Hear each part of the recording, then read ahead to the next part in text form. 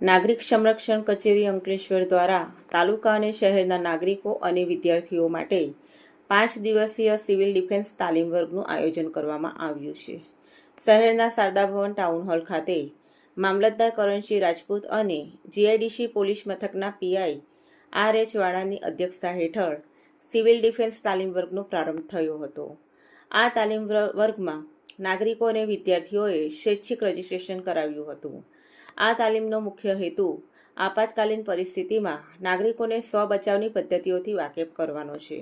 સ્વરક્ષણથી સમાજ રક્ષણ અને દેશના રક્ષણ કાજે અમૂલ્ય તકનો લાભ લઈ તાલીમમાં જોડાવા માટે આહવાન કરવામાં આવ્યું હતું। સિવિલ ડિફેન્સના હેતુઓ તેની પ્રાથમિક માહિતી અને આપાતકાલીન પરિસ્થિતિના સમયે રાખવાની થતી સાવચેતી અંગે વિસ્તૃત સમજૂતી આપવામાં આવી હતી। યુદ્ધના વિવિધ પ્રકારો અને તેમાં રાખવાની થતી સાવચેતીઓ, વિવિધ પ્રકારની સેવાઓ અંગે તાલીમ પણ આપવામાં આવી હતી।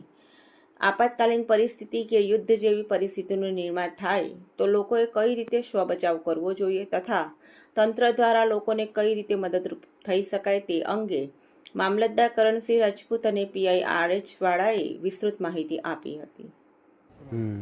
આજરોજ અંકલેશ્વર મુકામે નાગરિક સંરક્ષણ વિભાગ તરફથી સ્વૈચ્છિક વોલન્ટિયર્સની જે યાદી નોંધવામાં આવી હતી તેવા નાગરિકોને તાલીમ આપવાનો કાર્યક્રમ યોજવામાં આવેલ છે। આ તાલીમ વર્ગ તારીખ 2 જૂનથી 6 જૂન સુધી રાખવામાં આવેલ છે।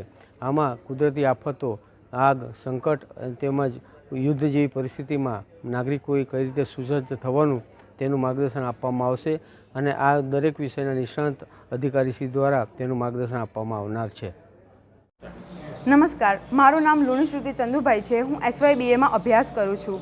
અંકલેશ્વર સિવિલ ડિફેન્સની તાલીમમાં મેં સ્વૈચ્છિક રીતે રજીસ્ટ્રેશન કર્યું છે અને સ્વૈચ્છિક રીતે ભાગ લીધો છે અને સિવિલ ડિફેન્સની તાલીમમાં આજે પ્રથમ દિવસ છે, જેમાં આજે મેં કૃત્રિમ અને કુદરતી બંને વિશેની બેઝિક માહિતી જાણવા મળી છે અને કુદરતી આફતો વિશે પણ જાણવા મળ્યું છે અને આજ પછી કોઈ પણ જગ્યાએ જો કુદરતી આફતો સર્જાય તો અમે હંમેશા મદદ કરવા માટે તત્પર રહીશું। અસ્તુ, જય હિન્દ, જય ભારત।